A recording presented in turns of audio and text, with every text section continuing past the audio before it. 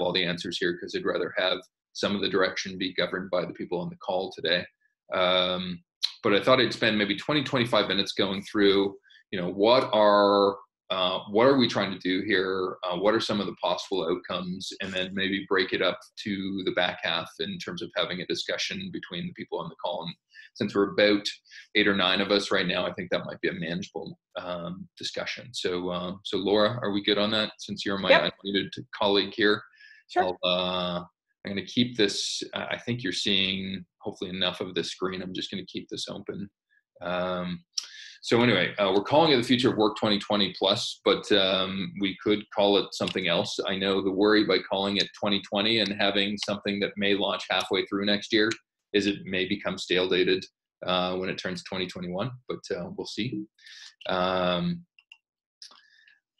I know I'm going to invoke, I'm a Canadian, so I'm calling in from Toronto, but I am going to invoke one of your American football legends, I guess, in terms of maybe the tone and spirit of this group. And I really do think this is a metaphor for certainly sports, but as well, the topic that we're studying, and as well, maybe how this group can actually perform in terms of just, we're all great at our own individual things. I think I could have feasibly produced a report and a number of things that would have been okay, but certainly would have been sub-optimized versus getting a smart group of people together that actually could bring that to fruition, make it better, broader, bigger in scope, and then maybe lead to some serendipitous directions that I might not have even thought of. So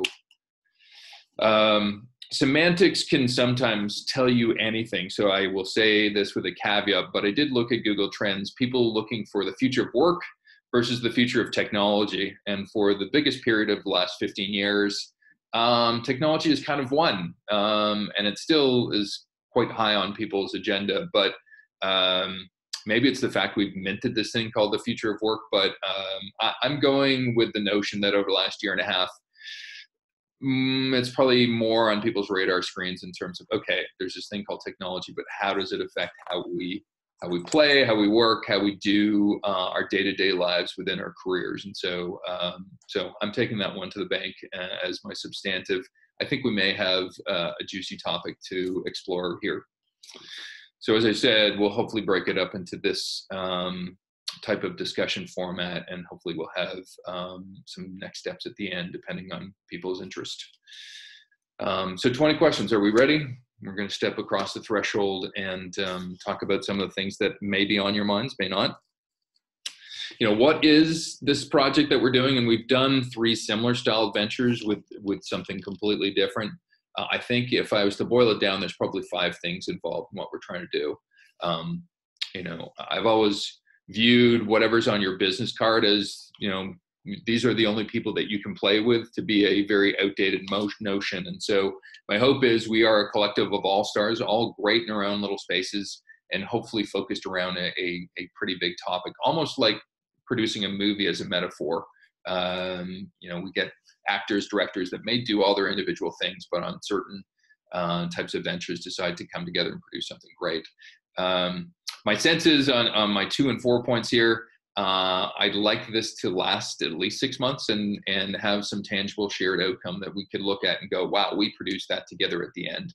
I will bias you a little bit with some of my thoughts in terms of what those outcomes will be, but I'm just as curious in this call in terms of what you guys might want to turn this into. It is a foresight safari, and I think it tends to be, certainly given my last experience, there's 2 elements to that.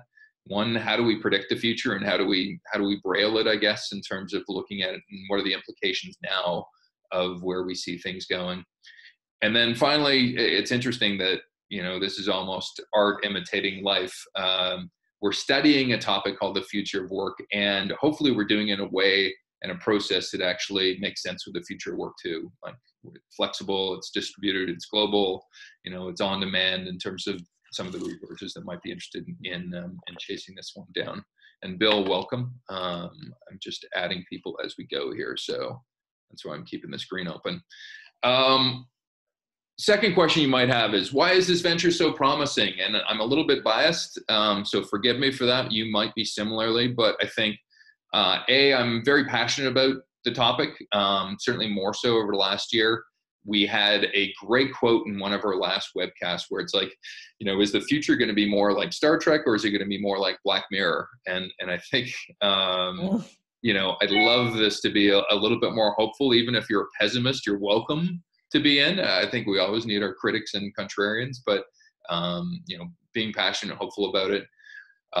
Things are going to change a lot. And I think for the first time that I've experienced, this is going to affect all classes of work. So it's just not blue collar manufacturing jobs, you know, being sent to either to automation or overseas. This is lawyers and accountants and government and a whole whackload of people. And it's going to happen very quickly, I believe.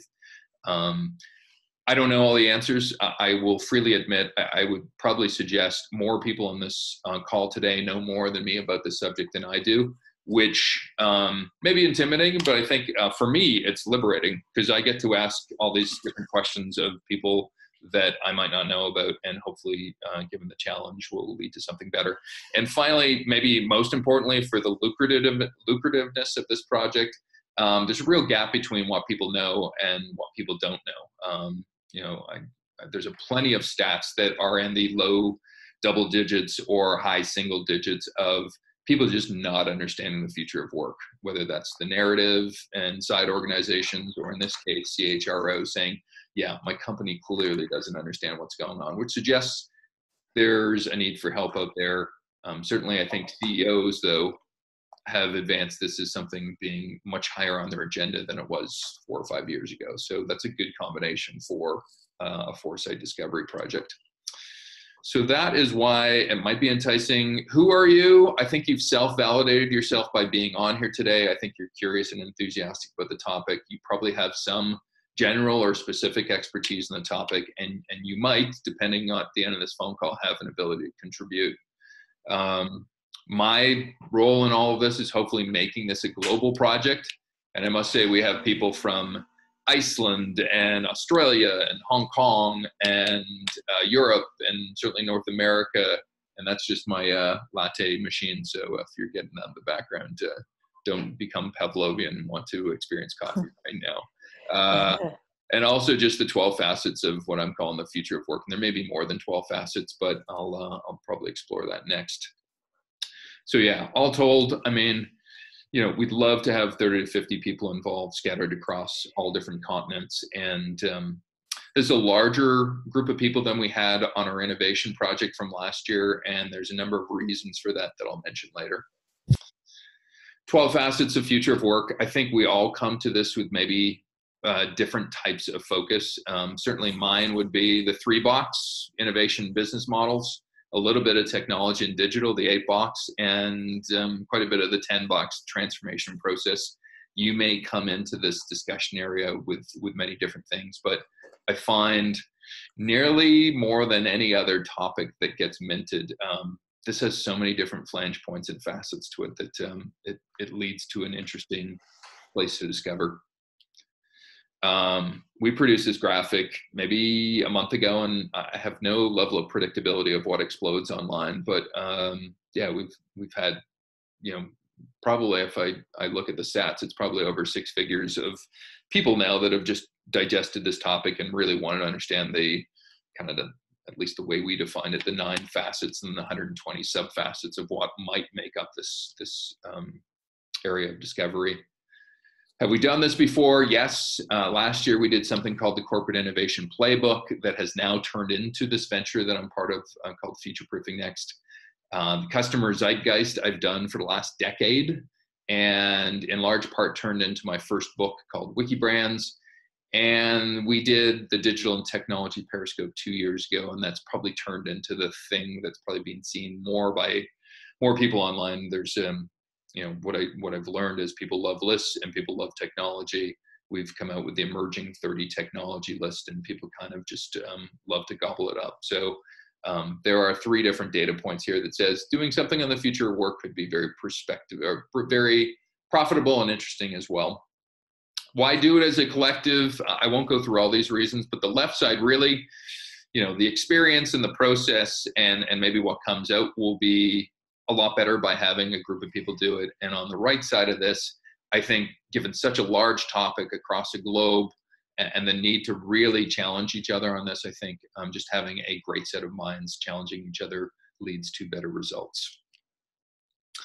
Number 9 question, who else are we looking for? So as I mentioned to Laura as we jumped on this call, there's probably about 20, I think all told 27 people signed up for wanting to talk about this today on the call. There's a number of other regrets, but you know, I'm just as interested in terms of, you know, the values that you bring to the table in this discussion, because the people that really succeed on our foresight projects tend to have the 5 things in common. They're optimistic, they're resilient can-doers, they don't have all the answers, but have quite a lot of expertise and want to learn more. They're good team players, and they have a lot of integrity. We've rarely kicked anybody out of our research projects. I think there's, in our history of doing this, there's probably been 2 or 3 people that have been put into the penalty box. But so if you know people that might be interested in this, certainly, I don't know everybody out there. Would love to extend this to others if you think people might be either super steeped or super stoked about what we're doing. You know, this month we will, once we get a stake in terms of what we're doing, approach 20 to 30 different partners and see if they might want to participate with us in the outcome and underwrite some of the work we're doing. So those are the first 10 questions. I think we'll zip through the last 10 questions because I think they're probably simpler. What do you get? This is a reciprocal type of situation where we're asking for some of your contributions, but I think you probably get something at 5 different levels. Personally, what people have told us from previous foresight projects is, wow, it's great having a global network of people that I didn't know previously. They all think differently. I all benefit from their wisdom. Collectively, we've produced something together. I work for somebody, either myself or an employer, and they get to benefit from what we're doing. We're producing results that may be applicable to the industry writ large. And since it does dive into a topic that affects us all career-wise, life-wise, you know, we may come up with stuff that helps people on a societal level. So that's what you get. What you give, I think, really I tried to boil this down to its simple essence. I think what we're looking for from you over the next 6 months is your contributions in content, your connections in companies that you might be associated with, and the spirit of community and collaboration of producing something, that whole 1 + 1 = 3 argument. And so I'll mention a little bit what that looks like.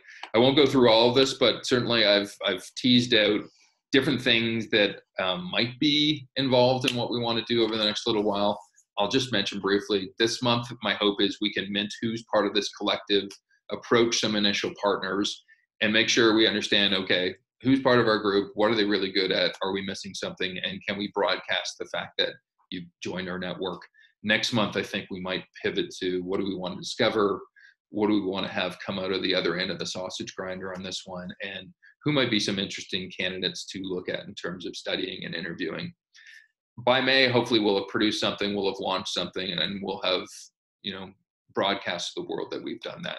So I'll summarize the roadmap as just that, and certainly it's influenceable by the contributions of everybody here. I talked to, right off the start of the broadcast before a lot of you had jumped on, what happens on these things? If we bring 50 people into this, I guarantee you they'll end up in 6 different camps. There'll be the hyper interested, there'll be 3 people that will completely knock it out of the ballpark. There'll be another set of 10 or 11 people that will spend a good chunk of time and be readily involved. There'll be 10 or 11 people that will be invested. There'll be 10 or 11 people that kind of show up for meetings and maybe do a little bit more. There'll be 10 or 11 people that love showing up to the meetings, but probably no more. And there'll probably be 10 people that actually just completely lapse and we don't hear from them again. So that's, I should probably call it the Moffat concept of Foresight Ventures, but that's kind of how it looks like. And I thought I'd also tease out just a sense of hourly commitment that might be involved and stuff. And it could be any one of these 9 things. There could be other things involved in terms of what we're doing. I won't go through all of them, but you know, some of you are great at producing content. Some of you are probably great at just thinking through ideas. Some of you are probably great at, you know, turning great insight into great solutions. One thing I've found is there's nothing more disarming when you want to talk to somebody that might be an expert or a celebrity du jour in the space than saying, look, I'm not trying to sell you something or be a distraction to your time. I'm really trying to kind of interview you and understand what makes you tick. And so I find this to be a friendly Trojan horse to get to know some people that you might not know normally. Last couple of questions. How do we stay tethered? I'm anticipating this to be a once per month group meeting with hopefully less of me talking and more of you talking in future meetings. Once every 2 weeks, we'll do an update email. We'll obviously have some side meetings based on different components of what we want to do. We'll have a Slack channel set up and a social media schedule of posts that you can either author or participate in. Who owns the work we produce? This is oftentimes a, yeah, you know what, I'm spending enough time on this. Like, do I get some credit or do I own this stuff or whatever? I would just say, I don't know what we're going to produce together, but on principle, yes, everything should be shared. Hopefully you can credit it back to the collective that's working on this as we look at stuff. We've looked at revenue sharing agreements, and sometimes there are specific projects that have only 2 or 3 of us involved, and other times it's kind of the collective wide projects. And I guess the one proviso I would say across all of this would be, you know, by the time February rolls around and there's maybe some kind of rhythm to what we're doing, what we did on our last project was set up a 4-person advisory that kind of make sure that it just doesn't become like the dictator Sean Moffat show, but hopefully there's some governance involved in terms of how we run stuff here. Last couple things. So you might be at the point where it's like, oh, am I getting into this? And did I know this? And do I want to be formally committed? That's one thing, hopefully, that comes out of this hour. 2, I do have a profile survey that I'd love to get information from you if you decide to step across that threshold. 3, if you fill out that survey, I'll also probably ask you at some point, and maybe now, just could I get 2 photographs, one square and hopefully your face that's smiling and another one that's tall. Any follow-ups from today's meeting, and certainly there's an option there to chat with me in depth afterward, and thoughts on lead learning angles, key partners, and other members as we look at next steps. And then I've tried to spread the pain out for some of our time zones as we meet as a full group in the future. And so I've just got different calendar activities for the future. So I'll be sharing this deck with all of you after our stuff. And so I've covered a lot of the stuff that I think might be important at the onset of a project. My general vision of success, so here's my selfish hope. Hopefully we produce a high quality outcome that looks nothing like anybody else, genuinely helps people and adds value to the ecosystem. My hope is there's a broader community that sparks up and goes, wow, they're really doing some interesting stuff over there. And you know, we're known for being kind of provocative and interesting, and hopefully provide some exposure for the people that deserve it. Hopefully we get some sponsors and partners that have a good exchange with the members that are part of this group. Hopefully we produce some stuff that, you know, the danger of having a lot of people come together is it can become one of these situations where it's like, yeah, these meetings sound great, but nothing ever gets done. I'd love to have stuff move forward efficiently, effectively, and better than if we just tried to do it ourselves. And finally, I know I haven't had a marriage happen through some of these research projects yet. I hope somebody marries somebody within our research projects, but certainly I've had people start businesses together. I've certainly made lifelong friends from some people that have decided to join into some of these projects previously, and my hope is that happens here as well. So before we get into potential outcomes, I'm just going to open it up to the group of people, because you might not have thought you're entering into this level of discussion on what we're trying to do. I'll open it up for a couple of different comments and then maybe spend 5 minutes doing that, and we'll move on to what outcomes might look like. Any thoughts in terms of what you've seen so far, people? And don't be all shy.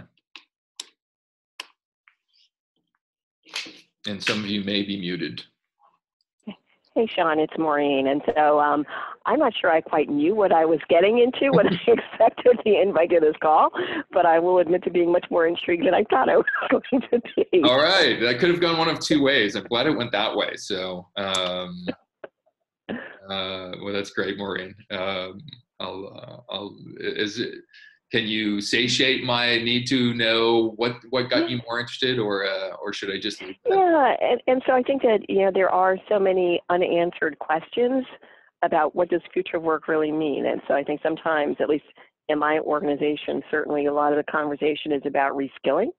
But it is not necessarily about how does this even change the social fabric of what happens within an organization. And I don't think that there's a lot of just kind of really compelling information out there about what's that scenario, what does it really look like. And so kind of learning, if I'm interpreting what you're even sharing accurately, there is that opportunity to kind of begin to define and really paint in that picture that allows people to look at it in a very comprehensive way, as opposed to just focusing on one element of future of work and not kind of understanding how do all these pieces, what are the pieces and how are they going to fit together. Wow, I love how you've captured that, and I do. If I can add one thing as well, I find sometimes this ends up in the HR person's bucket, and as much as IT can't be completely covered off by CAOs or CTOs, and marketing can't be fully covered off by CMOs or brands and marketing, I think this is also a topic where it's kind of, it may be driven by HR, but certainly there's a lot of different stakeholders involved. Any other cursory thoughts?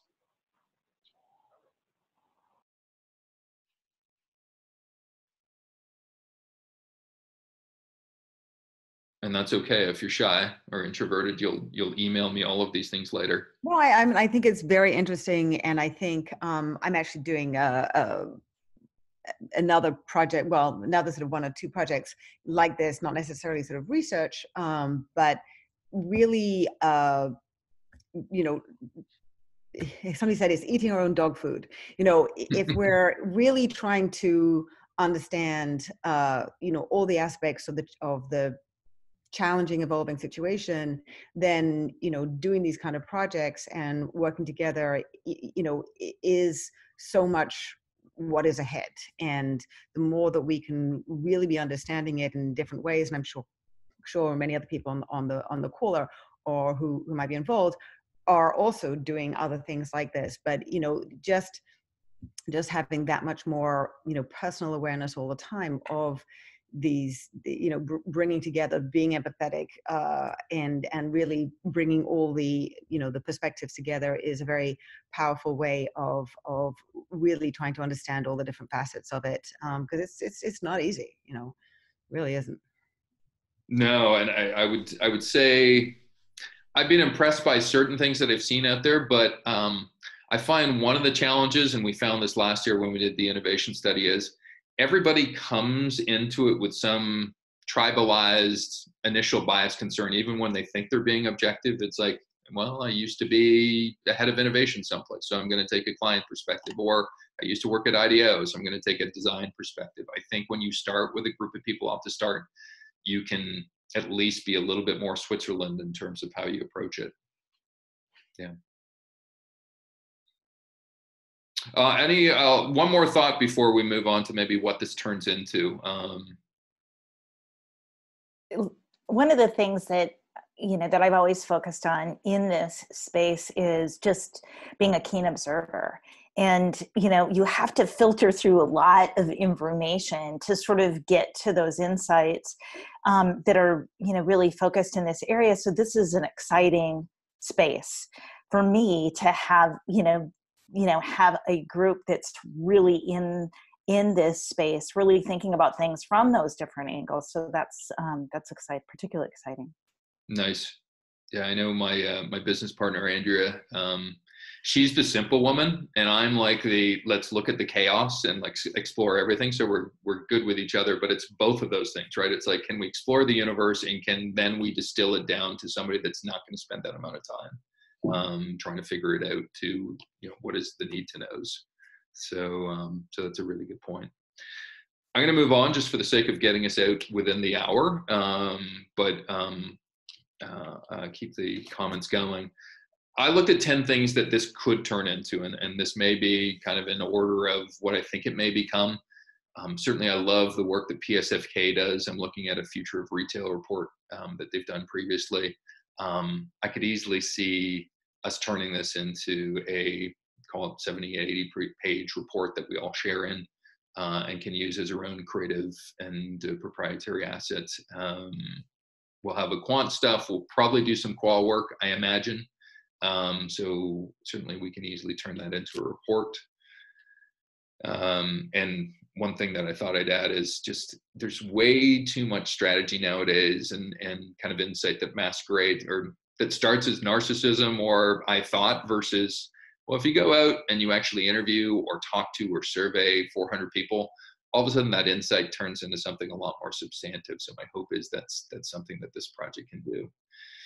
I just read this book, Design a Better Business. And so this is a real life working model of what this could become.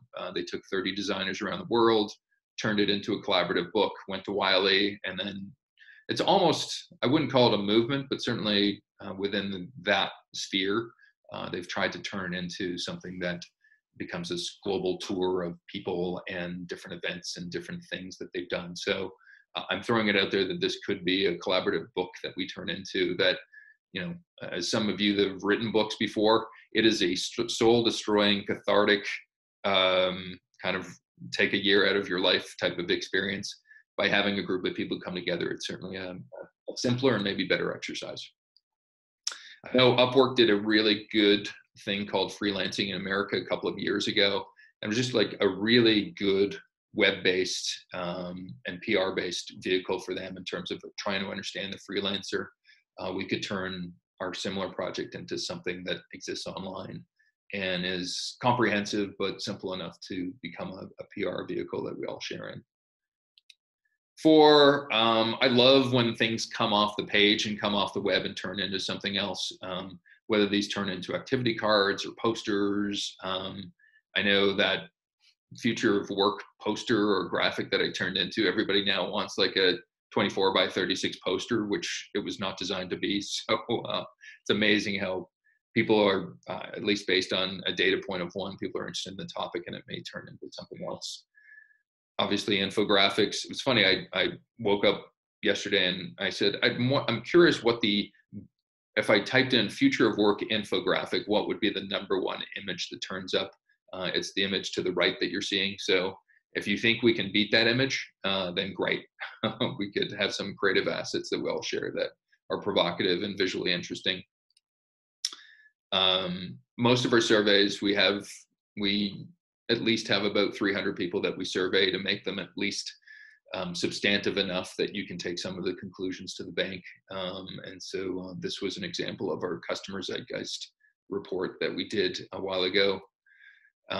And we've already started doing it on this project. I guess we actually, in advance of this project, there were about 40 people that said they were interested in being involved in this project. And as one of their, do not pass go, do not collect 200, we asked them, well, can you rate some change leadership skills for us? And this is what they came back with. So this could be an example of something that our group produces, like a rank set of skills. There may be other questions that we look at. This could turn into an event or a roadshow, or at minimum, here are 8 keynotes that came out of this. All of you can share in the wealth and just take the slides at will for whatever kind of work that you're doing. Laura, who's on the call today, was kind enough to be part of our Future of Work webcast that we did a couple of weeks ago. So you can find that at Future Proofing Next. But certainly, it's a substantive topic. I think we had a good webcast. It's tough to evaluate your own stuff, but certainly I benefited from Laura's wisdom and 2 other panelists. And I suspect we'll be doing more of this type of stuff in the new year with potentially the people on the call today. Video multimedia. I love some of the Netflix documentaries now. I don't know if we'll end up on Netflix based on what we're doing, but certainly Explained is one of my favorite go-tos on Netflix now, and it just dives deep into a certain subject or another. And I've always loved the video called The Influencers. You'll find it online. I think it was done like 7 or 8 years ago, but some type of very similar project that teases out the future of work would be quite interesting. We are living in a video age, and I don't know where this is going to go. We've had people start up businesses based on this initial collaboration together. We've had people, invest in other companies. Not too sure where it goes, but here's a range of different options. So I'm going to shut up and listen to what you guys have to say, because I've shared kind of my initial shards of thoughts. I thought one discussion point, and I've got 3 discussion points here, what would be a vision for success if you decided to be part of this? And then what are some of the biggest areas of future of work that you'd really love to look at because you haven't really split the atom on them yet? So I'll open it up for discussion.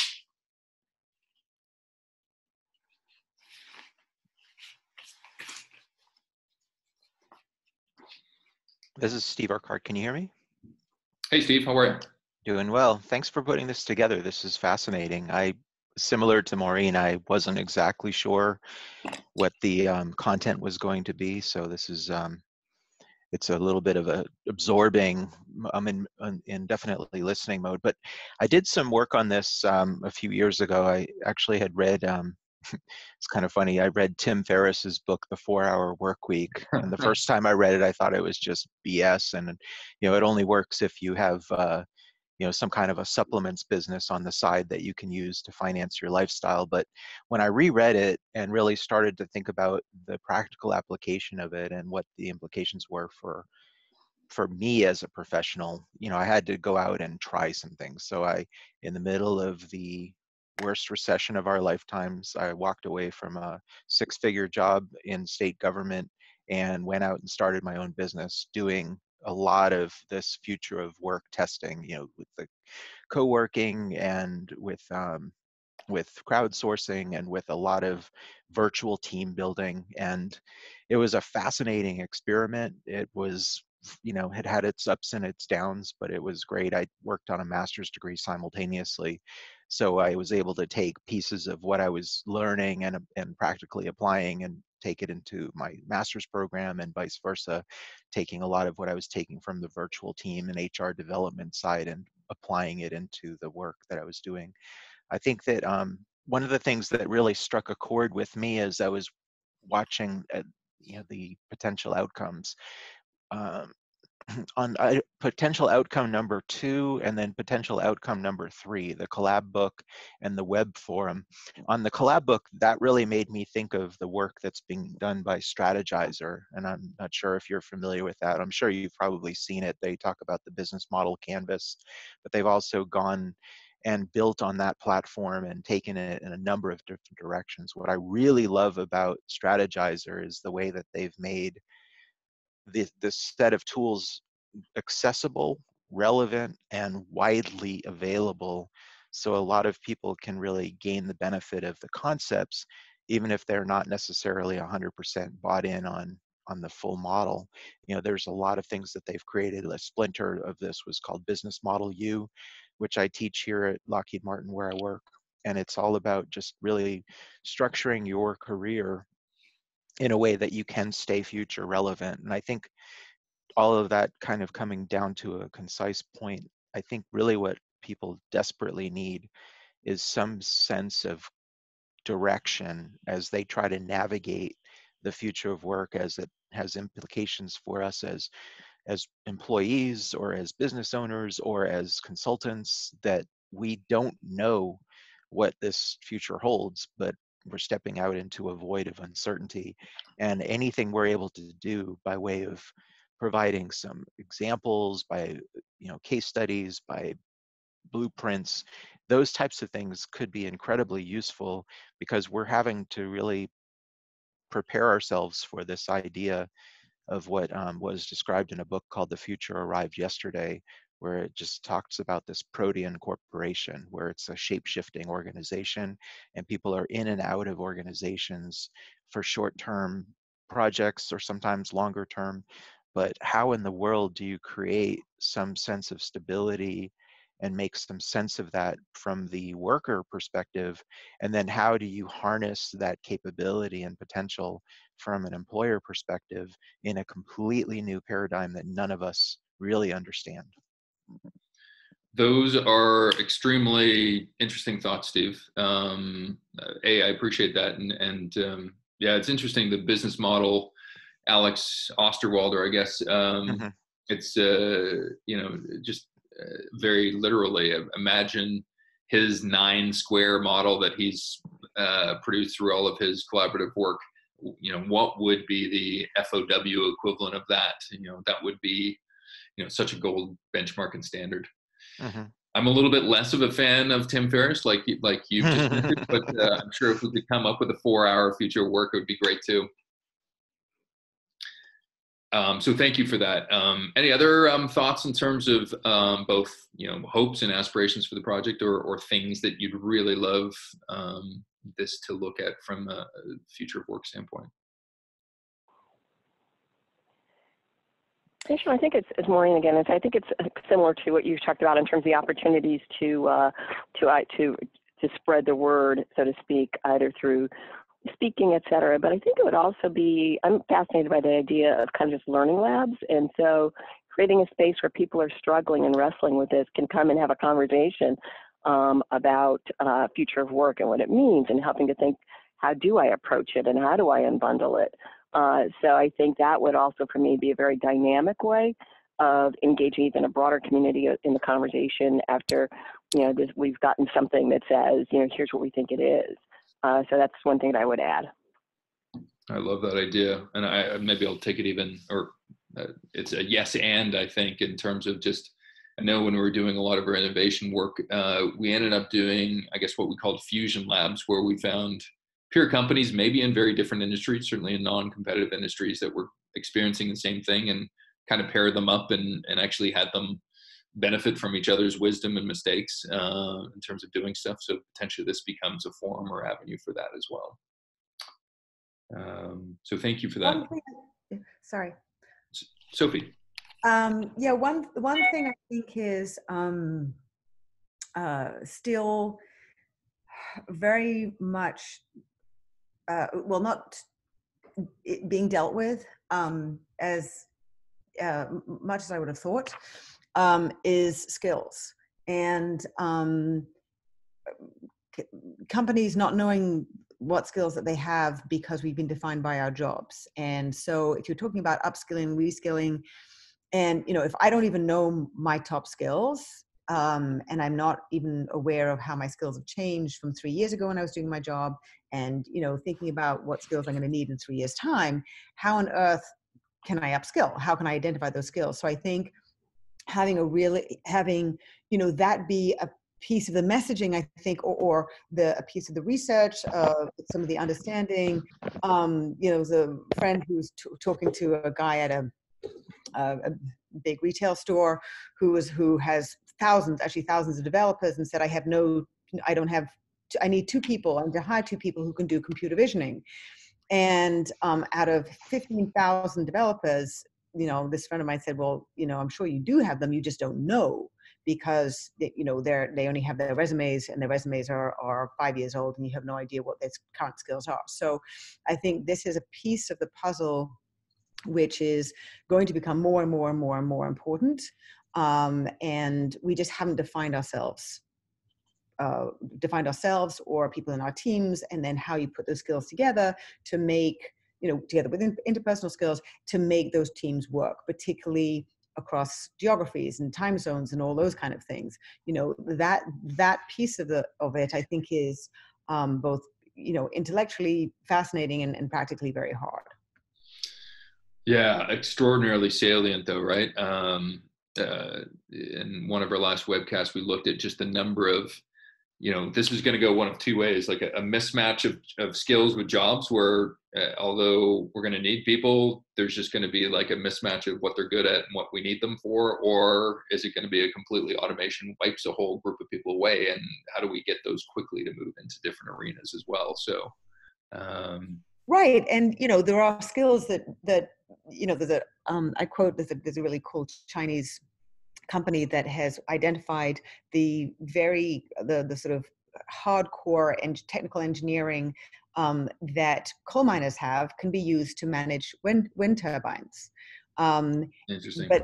But being able to identify those and match those skills is a whole nother people part of it, which is, do they want to do those jobs? Do they want to move? Do they, if they've been, so there's so many different pieces to this that it's really worth, I think, going deep and broad to find out more and understand more about ourselves and how we work well with others. Man, now I'm intimidated, Sophie, in terms of, I thought I at least had the arena, but you're right. Like, man, the knock-on factors. I oftentimes, I look at subjects like this, and I relate it to a game of golf where it's like, golf looks so easy when you look back at Yes, the tee I box, know. but so difficult when you're looking forward. And I think this is one of those areas where 10 years from now, someone's Right. going to sit up and said, did they not know in 2020 that this was going to happen? And Right. people are going to be like, remember we And had golf that is conversation? golf is a really interesting way because, you can't just power through it. You have to really like have all those things work together, right? I mean, that's very much the team dynamic. You can't just force something through. It really is a question of, having all those elements working together in harmony. So, Yep. yeah. And if you only have 4 good shots the entire round, you'll be happy and come back again. So maybe that's the metaphor as well. One last thought on this one before we move on to the last 2 quick discussion points and maybe some next steps. Any other comments here?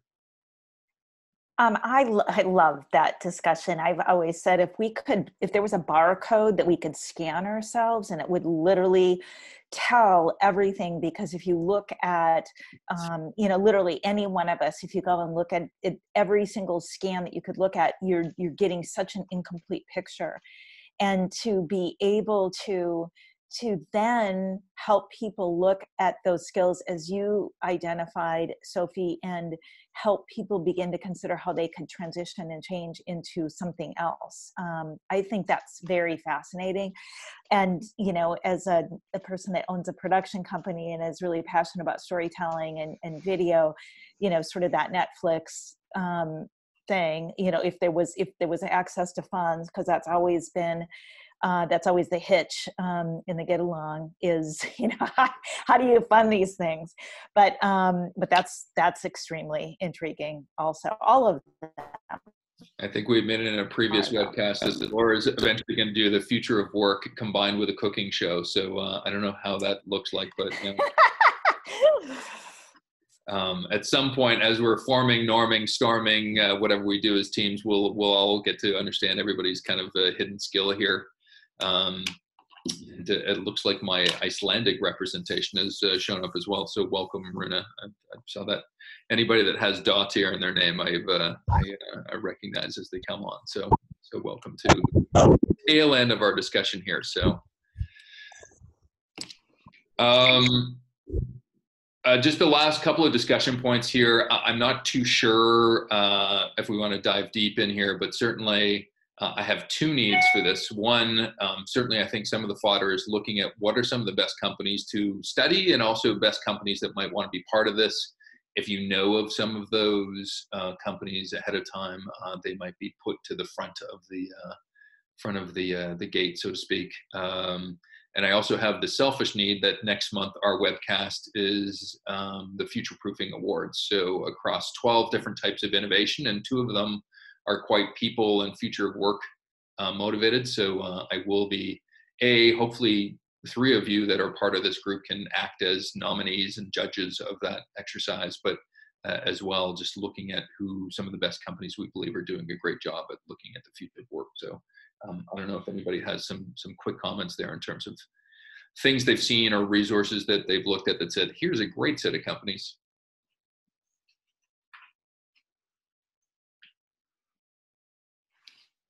Maybe not.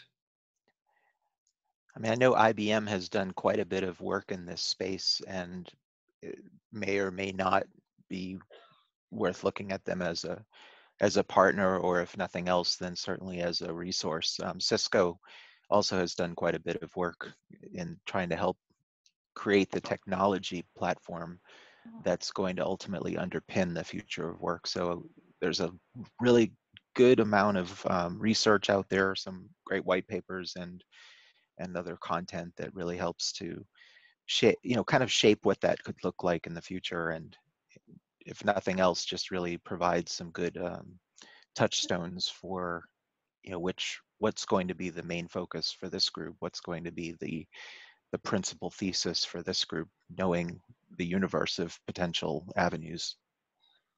Yeah, those are two good ones. And Yeah. As Laura knows, Workfront does a lot of stuff in this area, and also in terms of helping people understand how work is changing. That's another piece of it, that just the projectization of work, people haven't had to understand or learn how to work. They haven't had to figure it out, and now they are.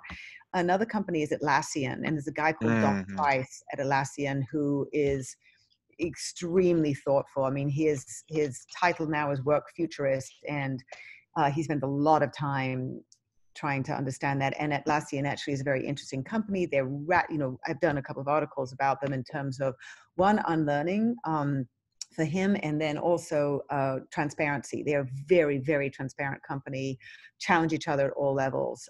So that's sort of interesting. So they might be interested, and he might be interested. He's a super guy. He is definitely foot stomp that.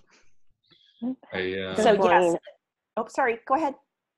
I was just going to say that, so I'm a former IBMer, but I've been out of the environment for about 3 years, so I'm less familiar with what some of the more recent work is around future of work. However, one of my IBM colleagues just left IBM within the last 3 to 4 months to go to Prudential, and his title is about future of work. And so I don't know how far they are in their journey, but he could potentially be someone to talk to in terms of something that's really perceived as a very traditional kind of environment, and how are they kind of wrestling with these issues of future work.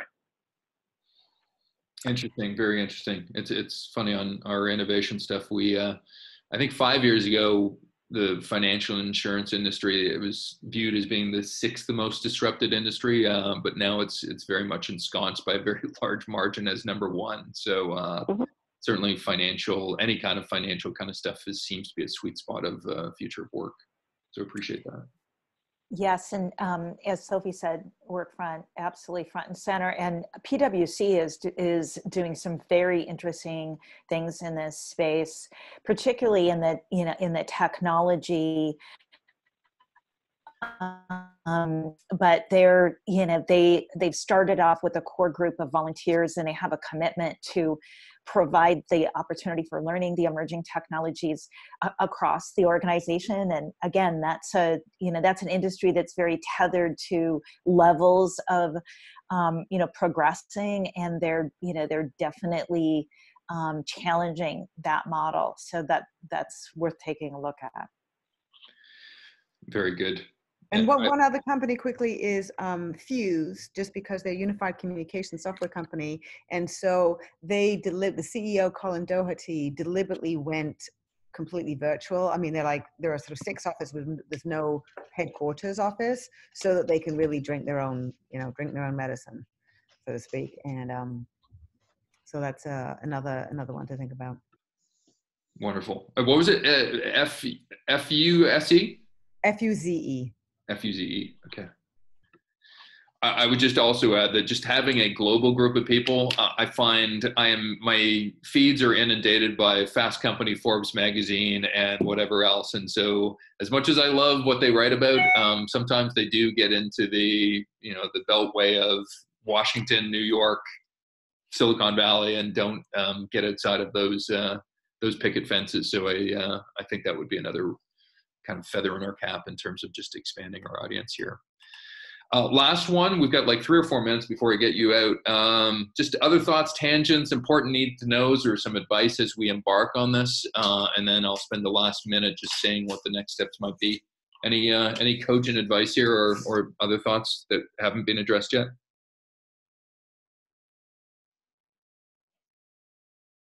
Just one question, and I apologize. I had to do something urgent in the middle. What kind of commitment are you imagining this could be per month? Just any idea? Yeah, I think it's going to be quite a broad span of different levels of people that are super stoked and over contribute, and people that may lapse. I think I portrayed this as, yeah, there are going to be people that spend 2 to 5 hours a month. There are going to be other people that spend more than that. There are going to be other people that lapse. So my under or over on this one is, if you are a fully participating member on this, based on what's required or based on your own passion, you'll end up spending maybe 5 hours every month on this for 6 months. So, you know, this meeting in of itself is 1 hour. So if you look at the prerequisite of being this, then 4 to 5 other hours, but we'll see. Excellent. Any other thoughts? I'll throw it out to one more person in terms of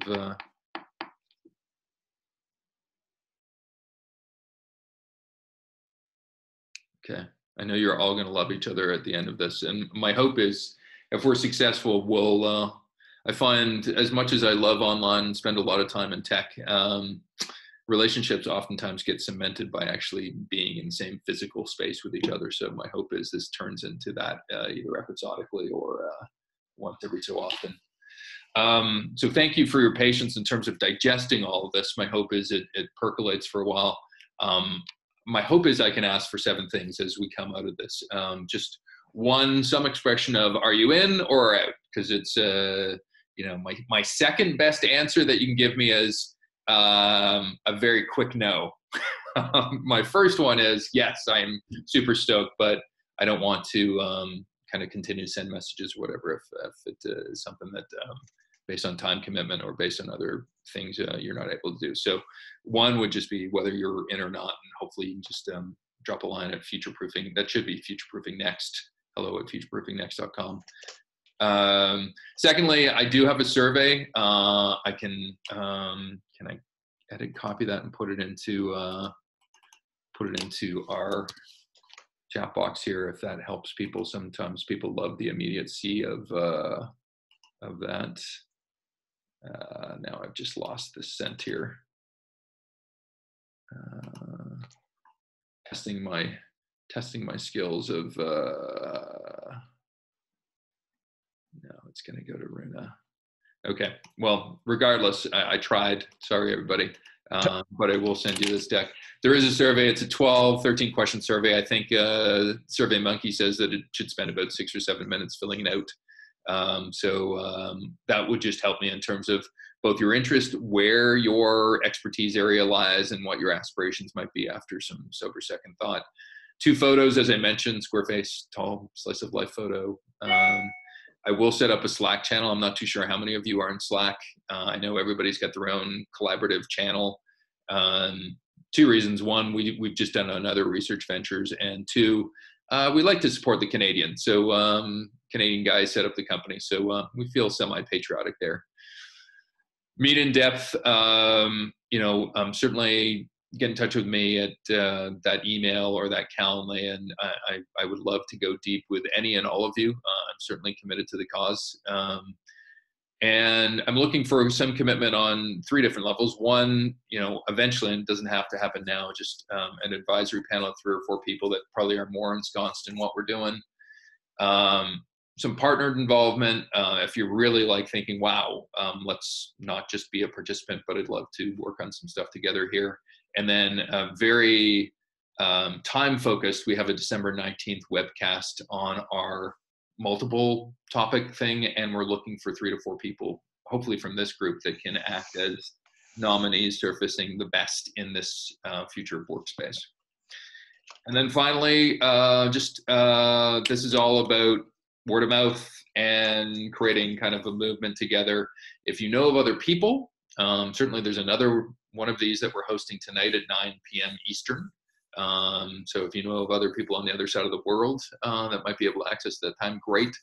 If you know of partners, if you know of case studies and profile candidates, and if you know of research angles as we head into next month, that would be extraordinarily helpful. And I know a couple of chats have come in. Slice of life photo, yes, Sophie. Something that maybe is a little bit further out than just your face. So maybe you're on stage, maybe you're waxing poetic in front of 30 of your colleagues and they're looking at you adoringly, something along those lines. And I won't use it until I have your permission, but certainly these things always crop up, and so they're great.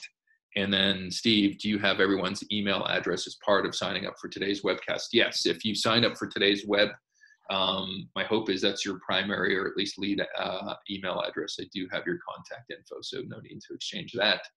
And yeah, please, in terms of just acting as a judge or advisory panel, just if you can message me, that would be great. Mara my company Cognizant may be interested in sponsoring this. Well, that's always good. And it's interesting, as we talked about great companies, Cognizant, actually, I think a lot of people that work for Cognizant actually have future of work in their title, or at least there's a department of future of work. So you'll probably illuminate me later on that. But certainly we can have a chat offline in terms of where this may be going there. Thank you for that.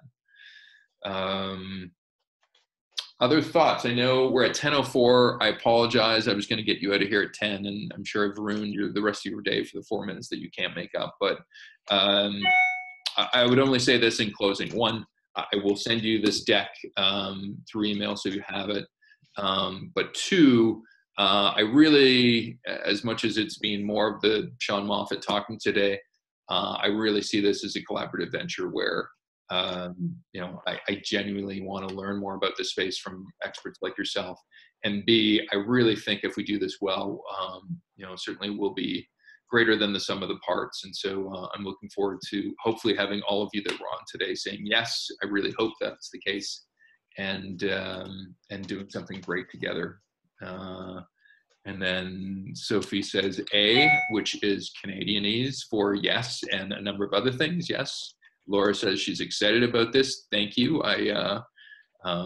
You know, I think I had mentioned it earlier that there are 10 different roles people play on projects like this, and I'm getting an early sense that Laura is not only an expert in the space, and I think the top 12 thinker in the world on this subject, which I think is underrating her talents, but she's probably going to be the energy and social glue on this one too. So thank you. I'll let anybody else. Don't let me be the one to close this one out. I'm offering up one other speaking position for somebody to close us out in this conversation. Who wants to step up to the mic?